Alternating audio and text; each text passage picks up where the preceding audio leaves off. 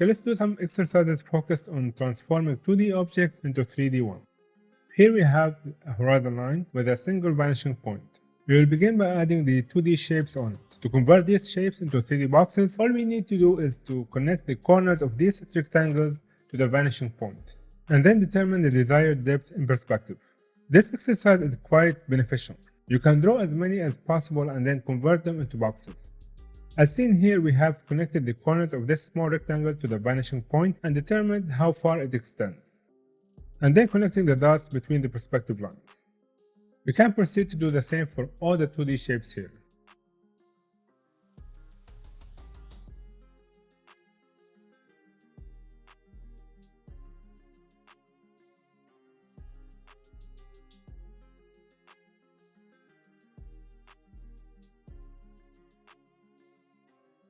The more you practice these exercises, the quicker and more precise you will become.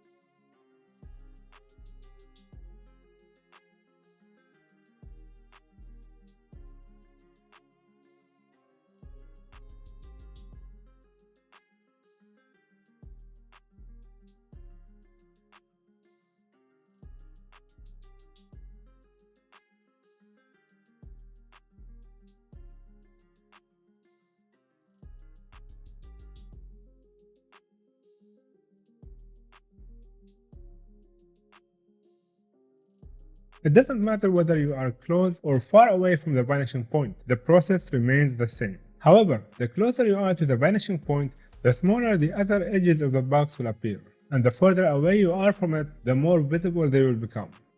The same principle applies to the distance from the horizon line. Above the horizon line, you can see the bottom of the objects, below it, you will see the tops, and on the horizon line, neither is visible, like we talked about in the previous lesson. If the perspective lines become confusing, try drawing each on a different layer and hide them when moving on to the next shape. Now we are done. We can enhance their appearance by adding a new layer and drawing the box outlines without all those perspective lines.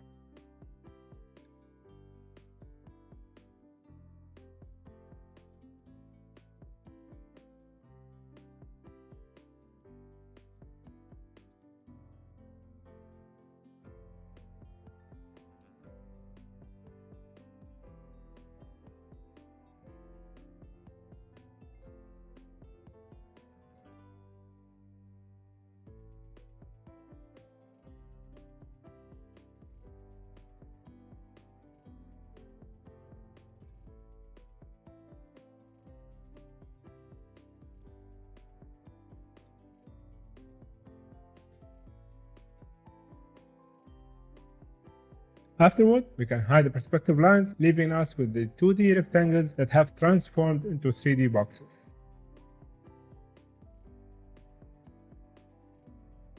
For two-point perspective, we won't have rectangles, as the horizontal lines won't be straight. Instead, they will converge toward each vanishing point.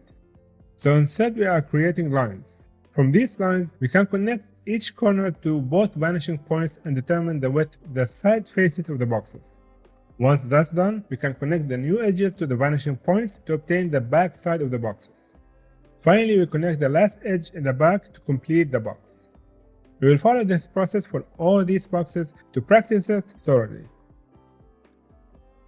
In two-point perspective, there are twice as many lines as in the previous example. Therefore, I have chosen to place each box on a separate layer and hide them when they become too numerous to draw the next object.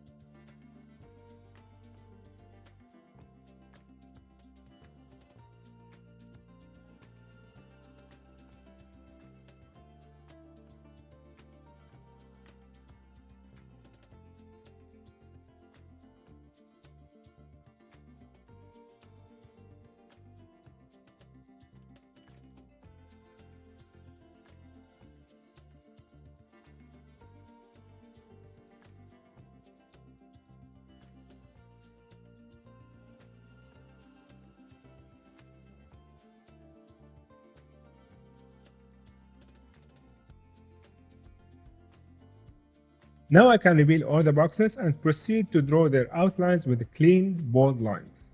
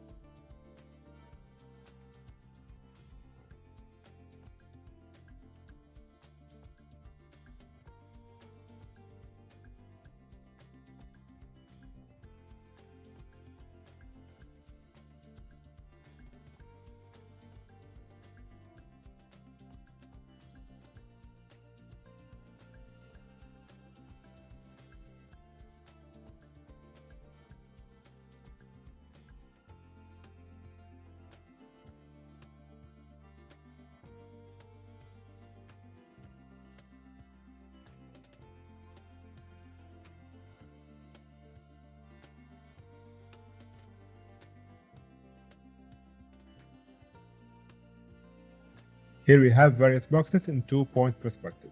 All done. In three-point perspective, I have used a grid star to illustrate how the lines will appear from the third vanishing point. This will make it much easier to draw the box lines. Keep in mind that the closer the third point to the horizon line, the more distorted the object will appear. So if you decide to use three-point perspective, either center the entire scene or position the third point much higher. But here I wanted to demonstrate how things will look like at the edge as we approach the third vanishing point. They become quite distorted, similar to how they will look like as we approach either of the horizon vanishing points. The most easily readable objects will be those located away from all vanishing points, all three of them, right in the center between the 3 points. You can apply the same process as before, connecting the corners of the lines to the vanishing points and drawing the vertical edges toward the third vanishing point.